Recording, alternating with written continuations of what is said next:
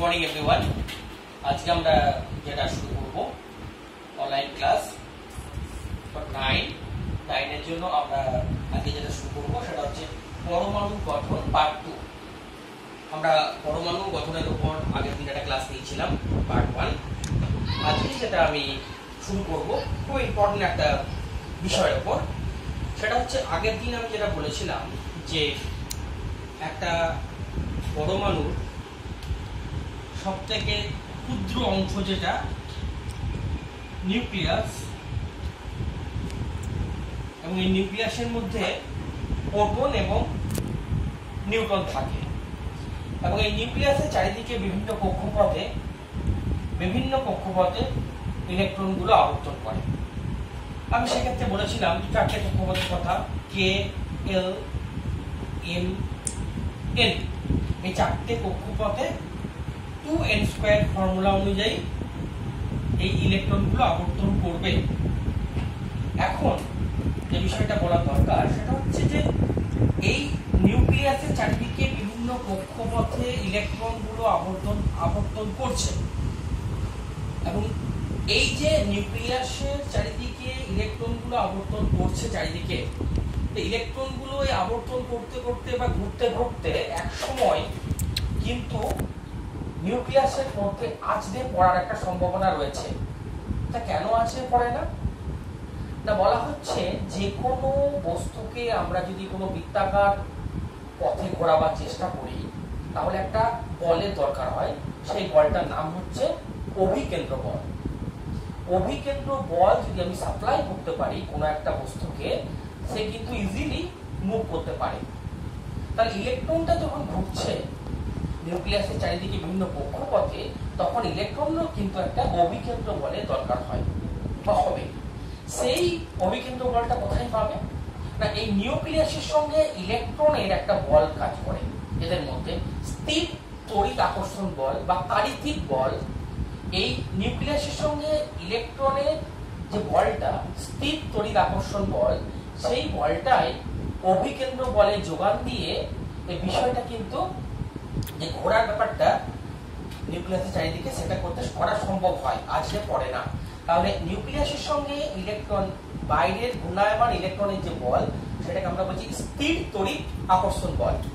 আর ঘোরার জন্য যে বলটা দরকার হয় সেটাকে আমরা বলছি অভিকেন্দ্র বল। এই অভিকেন্দ্র বল না হলে কিন্তু কোনো বস্তুকে কোনো একটা বৃত্তাকার ফিল্ডের চারিদিকে ঘোরানো সম্ভব নয়। ওকে, এবার আমাদের প্রশ্ন যে নিউক্লিয়াসের মধ্যেই আমরা বলেছি প্রোটন আর নিউট্রন থাকে, যেখানে প্রোটনটা হচ্ছে পজিটিভ আধান বস্তু আর নিউট্রনটা হচ্ছে কি নিস্তড়িৎ। তাহলে এতগুলো প্রোটন যদি নিউক্লিয়াসের মধ্যে থাকে একসাথে, এবং আমরা জানি যে কোনো সম আধান দুটো পরস্পরকে বিকর্ষণ করবে, তাহলে বিকর্ষণ যদি করে তাহলে নিউক্লিয়াসের মধ্যে কি করে এতগুলো প্রোটন এবং এতগুলো নিউট্রন থাকে? এটা একটা প্রশ্ন। বিজ্ঞানী হাইজেনবার্গ বললেন যে এই নিউক্লিয়াসের মধ্যে প্রোটন এবং নিউট্রন থাকে, সে কথাটা ঠিক। তো এখানে কি হচ্ছে না, এখানে প্রোটন এবং নিউট্রন কি হচ্ছে না, একটা দ্রুত গতিতে আধান বা চার্জ বিনিময় করে।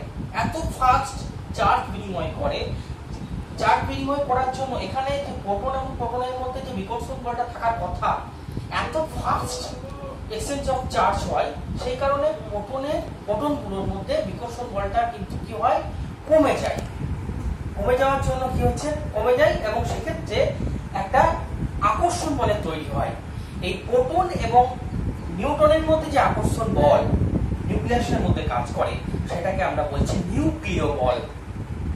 নিউক্লিয় বলের জন্যই কিন্তু প্রোটন এবং নিউট্রন নিউক্লিয়াসের মধ্যে একসাথে থাকতে পারছে। ওকে, আর এই প্রোটন আর নিউট্রনকে আমরা একসাথে বলবো নিউক্লিয়ন।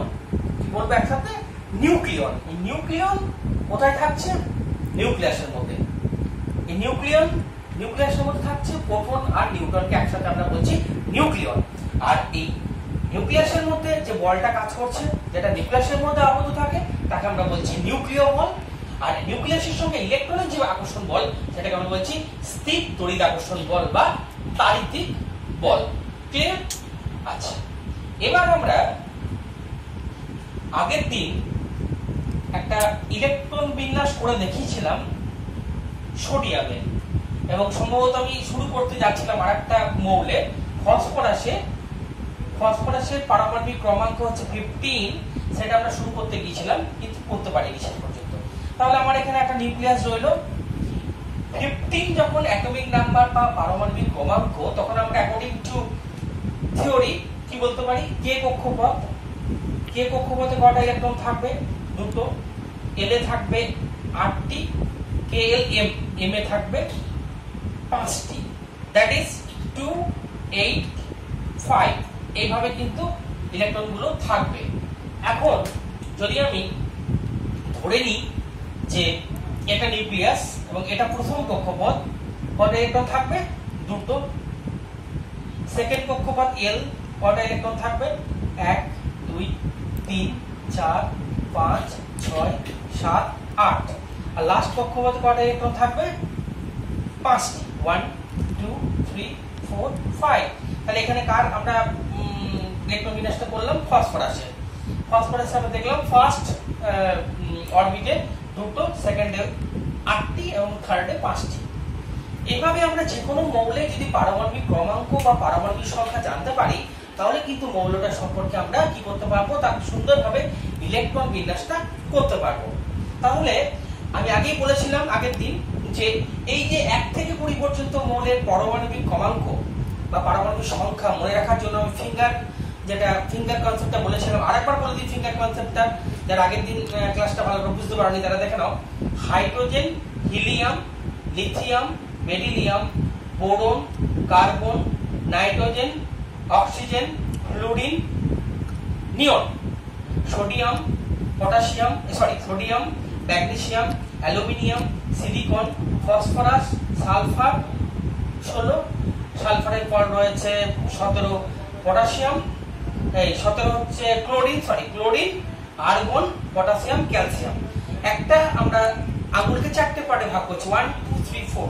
তাহলে 20টি মৌলের কিন্তু আমরা কিন্তু পারমাণবিক ক্রমাঙ্ককে সুন্দরভাবে ব্যাখ্যা করতে পারি। তাহলে আমাকে 20টি মৌলের পারমাণবিক ক্রমাঙ্কটাও কিন্তু কিভাবে আমরা ফিঙ্গার কনসেপ্টের মাধ্যমে মনে রাখতে হবে, তাহলে কিন্তু ব্যাপারটা অনেকটা ইজি হবে। যাই হোক, আমরা তাহলে একটা মৌলের ইলেকট্রন বিন্যাসটাকে আমরা সুন্দরভাবে ব্যাখ্যা করতে পারি যদি আমরা পারমাণবিক সংখ্যা বা পারমাণবিক ক্রমাঙ্কটা মনে রাখতে পারি। ওকে, আচ্ছা, তাহলে ফসফরাস হতে পারে। আরেকটা আমি তাড়াতাড়ির মধ্যে বুঝিয়ে দিই, সেটা হচ্ছে আরেকটা মৌলের ইলেকট্রন বিন্যাস, এটা হচ্ছে ক্যালসিয়াম। দেখো, ক্যালসিয়ামের অ্যাটমিক নাম্বার হচ্ছে 20। তাহলে আমরা কিভাবে ভাগ করবো, 2 8, তারপরে বাকি রইল আরো 10টি, 10 তো লেখা যাবে না, তাহলে 8 প্লাস 2, তাহলে কতগুলো হলো আমার, 2 8 8 2। তাহলে প্রথমে আমার নিউক্লিয়াস ফার্স্ট অরবিটে থাকবে কতগুলো ইলেকট্রন, দুটো। সেকেন্ড অরবিটে কতগুলো থাকবে, 8টি। থার্ড অরবিটে কতগুলো থাকবে, আবার 8টি। ফোর্থ অরবিটে থাকবে আরো 2টি। এই যে একটা মৌলের শেষ কক্ষপথে যতগুলো ইলেকট্রন থাকবে সেটা তার যোজ্যতা। ওকে, যদি কোনো মৌলের শেষ কক্ষপথে 1টি বা 2টো বা 3টে ইলেকট্রন থাকে, তাহলে আমাদের তার ভ্যালেন্সি বা যোজ্যতা হবে 1 2 3। যদি কোনো মৌলের শেষ কক্ষপথে 5টি 6টি বা 7টি ইলেকট্রন থাকে, তার যোজ্যতা কিন্তু 8 থেকে বিয়োগ হবে। যদি কারো 5টা থাকে তাহলে 8 - 5 মানে 3, কারো যদি 6টি থাকে 8 - 6 সমান 2, কারো যদি 7টি থাকে তাহলে 8 - 7 সমান 1। এগুলো কিন্তু তার যোজ্যতা হবে। আরেকটা জিনিস আমি বলে রাখি এখানে, যদিও এটা টপিকের মধ্যে নয়, যদি কোনো মৌলে আমরা পারমাণবিক ক্রমাঙ্কটা ঠিকমতো মনে রাখতে পারি, তাহলে আমরা কি করতে পারবো, তাহলে আরেকটা সূত্র, সেটা হচ্ছে কোন মৌলের শেষ কক্ষপথে যদি 1 2 বা 3টে ইলেকট্রন থাকে, তাহলে আমরা ভাবতে পারি সেই মৌলটা হবে ধাতু, তার মধ্যে ধাতব ধর্ম থাকবে। যদি কোনো মৌলের শেষ কক্ষপথে 5টি 6টি বা 7টি ইলেকট্রন থাকে, তাহলে আমরা ভাববো বা ধরে নেব সেই মৌলগুলোর মধ্যে অধাতব ধর্ম থাকবে। আর শেষ কক্ষপথে 2 8 18 এরকম ধরনের যদি ইলেকট্রন থাকে, তাহলে সেগুলোকে আমরা বলবো নিষ্ক্রিয় মৌল এবং এদের যোজ্যতা হবে 0। ওকে, ঠিক আছে। এবার আমরা যেটা আলোচনা করব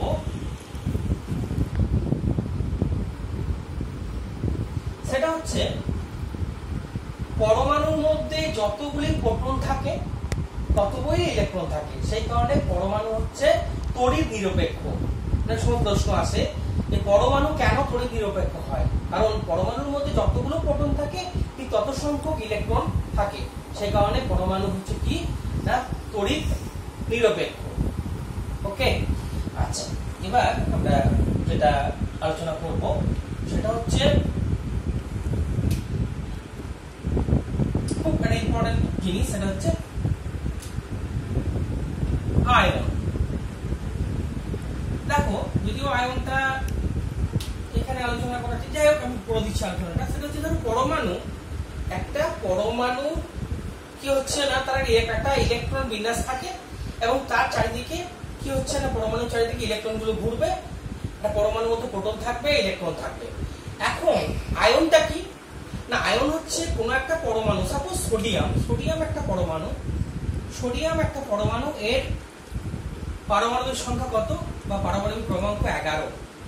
এই সোডিয়াম যদি একটা ইলেকট্রন ছেড়ে দেয় Na11, মানে এর মধ্যে 11টি প্রোটন আছে, 11টি ইলেকট্রন আছে, তা সে যদি একটা ইলেকট্রন ছেড়ে দেয় তাহলে সোডিয়ামটা হয়ে যাবে Na+। এই Na+টাকে আমরা বলবো সোডিয়ামের একটা আয়ন, এবং এই আয়নটাকে আমরা বলছি কি ক্যাটায়ন। আয়নটাকে আমরা কি বলছি? ক্যাটায়ন। ঠিক আছে, এটা হচ্ছে ক্যাটায়ন। তাহলে পরমাণুর সঙ্গে আয়নের ডিফারেন্সটা কি না, পরমাণু যখন ইলেকট্রন গ্রহণ বা বর্জন করবে তখন সেটা আয়নে কনভার্ট হয়ে যায়।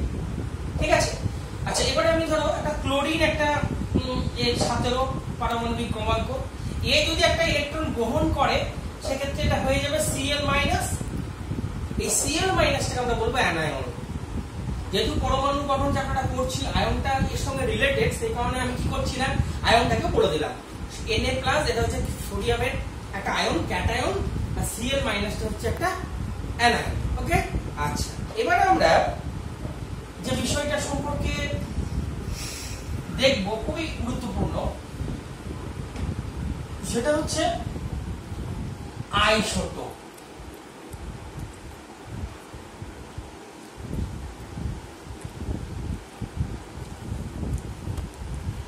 আইসোটোপটা কি না, আইসোটোপটা হচ্ছে প্রথমে এক্সাম্পল দিই। 1H1 1H2 1H3। এটা বলার আগে তার একটা কথা বলি আমি। এখানে ধরো একটা লিখলাম আমি Ca20 আর 40, এইটা সম্বন্ধে একটু বলি। ক্যালসিয়াম নিচে 20 উপরে 40, এই জিনিসটা মানে কি না, এটার মানে হচ্ছে 20 নিচে আছে, তার মানে এর পারমাণবিক সংখ্যা হচ্ছে 20, আর এই 40 এটা মানে হচ্ছে তার ভর সংখ্যা, অর্থাৎ এর মধ্যে কি ঢুকে আছে, প্রোটন এবং নিউট্রন দুটোই ঢুকে আছে। তাহলে এই ক্যালসিয়ামের যদি আমি নিউটন সংখ্যা বের করতে চাই তাহলে কি করতে হবে আমাকে, 40 থেকে যদি আমি 20 বিয়োগ করে দিই তাহলে হয়ে যাবে 20, তাহলে এর নিউটন সংখ্যা হলো 20, তাহলে প্রোটন সংখ্যা 20, নিউটন সংখ্যা 20, ভর সংখ্যা 40। এখন দেখো এই জিনিসটা দেখো, 1H1 1H2 1H3, এই তিনটের মধ্যে আমি কি দেখছি, এই তিনটের মধ্যে দেখছি 1 1 1, অর্থাৎ এই তিনটে মৌলের মধ্যে দেখছি আমরা পারমাণবিক সংখ্যা সমান। কোনটা আলাদা না, ভর সংখ্যাটা দেখো, এখানে 1, এখানে 2, এখানে 3। মানে যে সমস্ত মৌলের পারমাণবিক সংখ্যাগুলো সমান কিন্তু নিউটনের বিভিন্নতার জন্য ভর সংখ্যাগুলো আলাদা হচ্ছে, সেগুলোকে আমরা বলবো, তাদেরকে আমরা নাম দিচ্ছি আইসোটোপ বা সমস্থানিক। যে সমস্ত মৌলের পরমাণুর কি হচ্ছে না পারমাণবিক সংখ্যা বা পারমাণবিক ক্রমাঙ্কটা সমান কিন্তু নিউটনের বিভিন্নতার জন্য এদের ভর সংখ্যাগুলো আলাদা হচ্ছে, এদেরকে আমরা বলছি আইসোটোপ। পরিষ্কার হলো? আচ্ছা, এরকম ধরনের আরেকটা কনসেপ্ট রয়েছে, সেটাকে আমরা একটু দেখে নিই। সেটাকে আমরা বলছি আইসোবার। কি দেখছি? আইসোবার। আচ্ছা, আইসোবার দেখো, আর্গন নিলাম। আইসোবারটা বলার আগে একটা কথা বলি, আইসোবার মানে হচ্ছে যে সমস্ত মৌলের পরমাণুগুলির ভর সংখ্যাগুলো একই কিন্তু পারমাণবিক সংখ্যাটা আলাদা। যে সমস্ত পরমাণুর ভর সংখ্যাগুলো একই কিন্তু পারমাণবিক সংখ্যা আলাদা তাদেরকে আমরা বলছি আইসোটোপ। আর্গন এবং ক্যালসিয়াম নিলাম, দুটোরই কিন্তু আমরা ভর সংখ্যাগুলো দেখছি একই, 40, এরও 40, এরও 40। এটা হচ্ছে 18, এটা 20। ক্যালসিয়াম আমরা জানি এটাই হয়। তাহলে দেখো এই আর্গন এবং ক্যালসিয়াম দুটো মৌলের দেখো ভর সংখ্যাটা কিন্তু দুটি কিন্তু একই ভর সংখ্যাটা, আর পারমাণবিক সংখ্যা বা পরমাণু ক্রমাঙ্কটা আলাদা। এরা একে অপরের আইসোবার। বোঝা গেল? এরা একে অপরের আইসোবার। ক্লিয়ার হলো? যে সমস্ত মৌলের পরমাণুগুলোর ভর সংখ্যাগুলো একই কিন্তু পারমাণবিক সংখ্যা বা পারমাণবিক ক্রমাঙ্কটা আলাদা তাদেরকে আমরা বলছি একে অপরের আইসোবার। ঠিক আছে? আর একটা জিনিস আমাদের রয়েছে, আমাদের জানতে হবে, সেটা হচ্ছে একই ধরনেরই জিনিস, সেটা হচ্ছে আইসোটোন।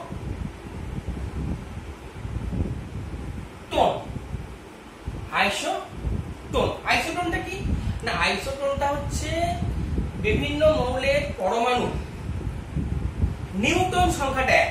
টোন, এটা একটা ক্লু। টোন মানে হচ্ছে নিউটন। নিউটন সংখ্যা একই কিন্তু পারমাণবিক সংখ্যা আলাদা। এরা একে অপরের কি হচ্ছে আইসোটোন। এটা এক্সাম্পল নিতে পারি আমি, সিলিকন এবং ফসফরাস। এরা একে অপরের আইসোটোন। সিলিকন এবং ফসফরাস, সিলিকন এবং ফসফরাস হচ্ছে একে অপরের আইসোটোন। এটা 1430। সিলিকনের আমরা জানি অ্যাটমিক নাম্বার 14, ভর সংখ্যা 30, আর এর হচ্ছে 1531। তাহলে এদের দুজনের কি হচ্ছে, সিলিকন এবং ফসফরাসের ভর সংখ্যাটা হচ্ছে 30 এবং 31, পারমাণবিক সংখ্যা হচ্ছে 14 আর 15। তাহলে সিলিকনের নিউটন সংখ্যা কত? সিলিকনের নিউটন সংখ্যা হচ্ছে 30 মাইনাস 14, দ্যাট ইজ কত? 16। আর ফসফরাসের কত নিউটন সংখ্যা? 31 মাইনাস 15 ইজ ইকুয়াল টু 16। তাহলে দুটোরই দেখো নিউটন সংখ্যাটা সেম, দুটোরই নিউটন সংখ্যাটা সেম। এরা একে অপরের আইসোটোন। ক্লিয়ার?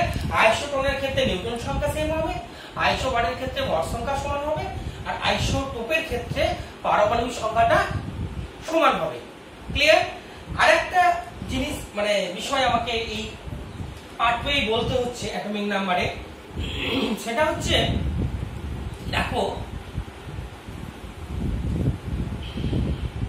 একটু ফাস্ট পড়াতে হচ্ছে, কিছু করার নেই। সেটা হচ্ছে একটা মৌলের রাসায়নিক যে ধর্ম সেটা কার উপর নির্ভর করবে? একটা মৌলের রাসায়নিক ধর্মটা নির্ভর করবে সেই মৌলের পারমাণবিক সংখ্যার উপর, এবং পারমাণবিক সংখ্যা ঠিক করে দেবে সেই মৌলের প্রকৃতি। ঠিক আছে? পারমাণবিক সংখ্যা ঠিক করে দেবে সেই মৌলের প্রকৃতি। সেখানে পারমাণবিক সংখ্যা বা পারমাণবিক তোমার ক্রমাঙ্ক, এই কনসেপ্টটা কিন্তু মৌলের পরমাণুর কিন্তু খুব গুরুত্বপূর্ণ একটা পার্ট। আর একটা হচ্ছে আইসোটোপ বা সমস্থানিক। আইসোটোপ গুলো কি হচ্ছে, আইসোটোপ গুলো যেহেতু পারমাণবিক সংখ্যাটা একই, পারমাণবিক সংখ্যাটা যেহেতু একই, সেই কারণে আইসোটোপ গুলোর কিন্তু ধর্মটা পারমাণবিক সংখ্যার উপর নির্ভর করবে। আইসোটোপ, দুটো আইসোটোপ আছে একটা মৌলের, দুটোরই কিন্তু পারমাণবিক সংখ্যাটা সেম, সেই কারণে আইসোটোপ গুলো কিন্তু যে ধর্মটা সেটা অভিন্ন হবে। কারণ একটা মৌলের ধর্মটা ডিফার তখনই করবে যখন পারমাণবিক সংখ্যাটা পরিবর্তন হবে। ক্লিয়ার? আচ্ছা, আরেকটা জিনিস যেটা অবশ্যই বলা দরকার সেটা হচ্ছে যে আমরা এই যে বিষয়গুলো পড়লাম পার্ট 1 এবং পার্ট 2, সেটা একটু সামারাইজ মানে আমি কোশ্চেন কি ধরনের হতে পারে সেগুলো একটু বলে দিই।